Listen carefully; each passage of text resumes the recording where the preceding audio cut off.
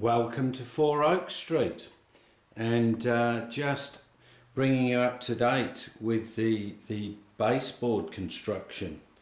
So you can see I have actually now gone around the corner, 2 modules there, and also the lift out section and the third module. The module where it sort of ends before going across that back wall to where the piano is. So a fair bit of time, round about, well, it was 2 weeks today when I started, and I've been busy at it, virtually doing something every day, particularly getting the lift out section done. And trying to maintain this nice edge along the front. So just to show you what that view would look like along that viaduct from where I am here, so that will give me a nice run. Be great to see the trains actually crossing the viaduct. So I've worked out up to the end there, that will require about another 26 metres of track to be laid, obviously 4 tracks. So just a little bit about this. You saw the construction, it all went pretty well. All the boards have come out really good in terms of the joins are good, they're level.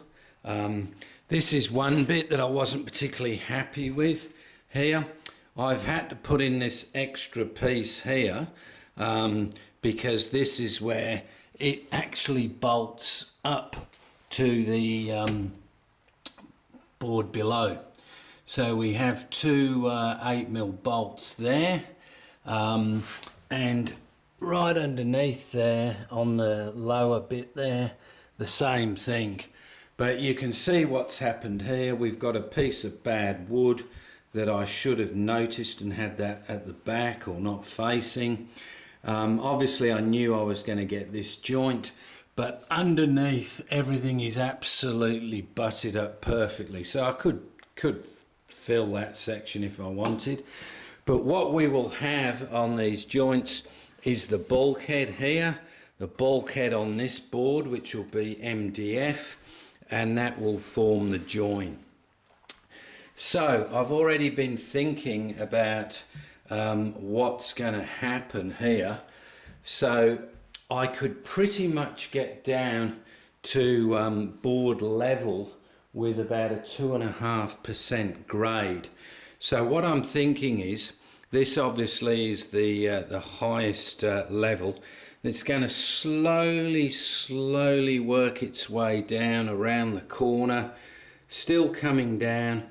And here, when it hits the lift out section, excuse the sunlight, perfect opportunity for a bridge. I've sort of got my eye on that one on the End Scenics. It's the longest bridge I've seen, 500 mil long, and I think it's 50 mil high. So what that would mean is there would be some sort of an embankment, probably not that high, but that would allow a nice sweep up to the viaduct. So this board here is where it will actually then turn around, and I'm leaving a space so I can creep up the side. Obviously that I'm hoping to get those done by the end of the year, but it's not actually a cheap exercise. I would estimate £300 to £400, I suppose, to do all these, probably 350 in pounds. That's largely due to timber not being cheap. That one leg that I cut that was wrong, I've actually used it because I don't want a leg here with the bolt, so I had to put that leg on, and I had to change the wood underneath. lots of messing around, but all in all, looks pretty good, and it is absolutely solid as you could do anything on it. Now I'll just show you the drop down section.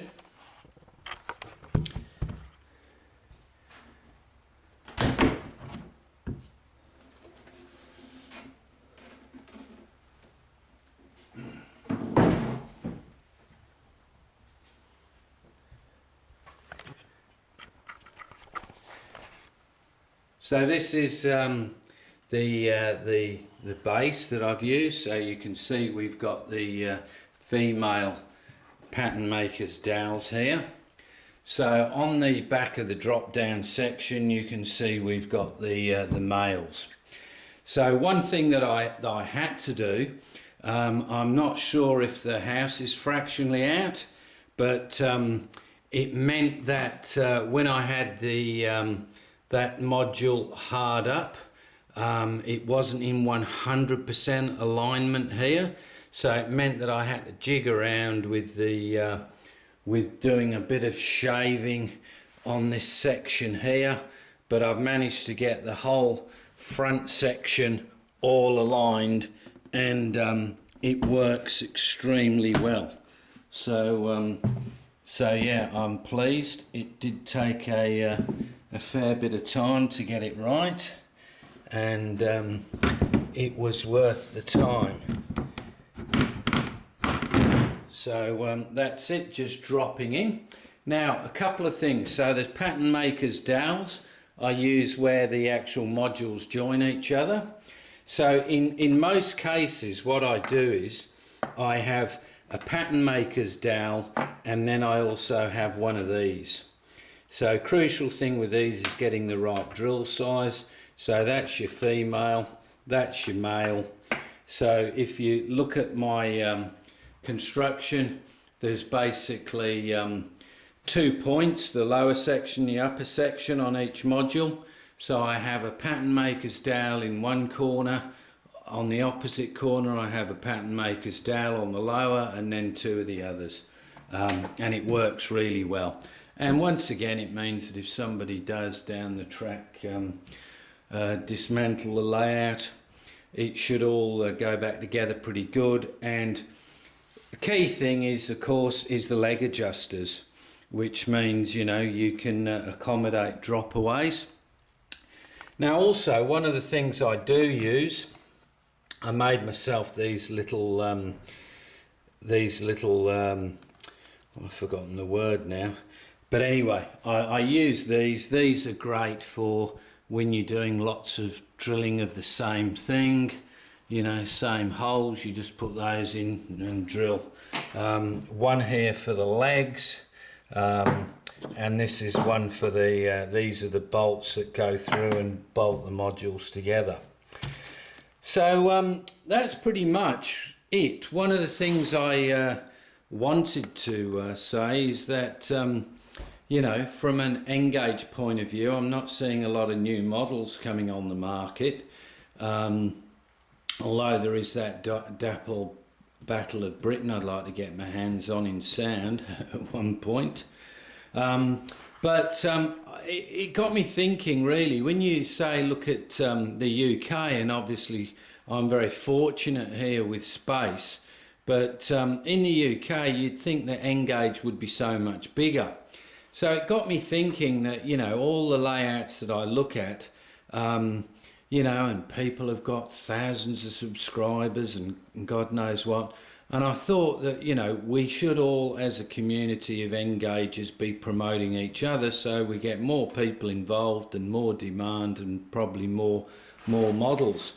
So a bit of a shout out for people that look at my layout. I'm guessing you would know all these layouts, but these are, if I've missed anybody, but these are all superb layouts and layouts under construction generally.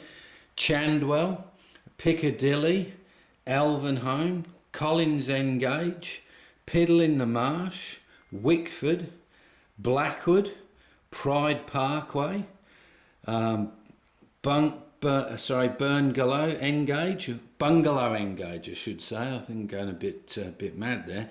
Fir Park engage, Wimble Train, Bromsgrove engage, Dug Park Station, Exhaven Harbour, all fantastic layouts, and we're all learning from each other, no doubt. So big shout out to all those guys, and keep the comments coming.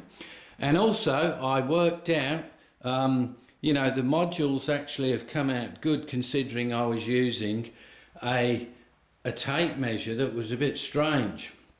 So when I actually lined up that tape measure with another tape measure, it actually turned out that it was 10 mil out over a metre. So I've now thrown it in the bin. So that's pretty much the update now. So I can now start thinking about laying some track. I would love to get those modules, other two modules done, but I'm still looking for a new position, so I have to look after the purse strings. But whilst I have been off, it gave me a good chance. That would normally have been you know, over Christmas holiday job, because obviously you've got to get all the tools out and everything. So anyway, big thanks to everyone, and look forward to seeing you on the next update. Bye.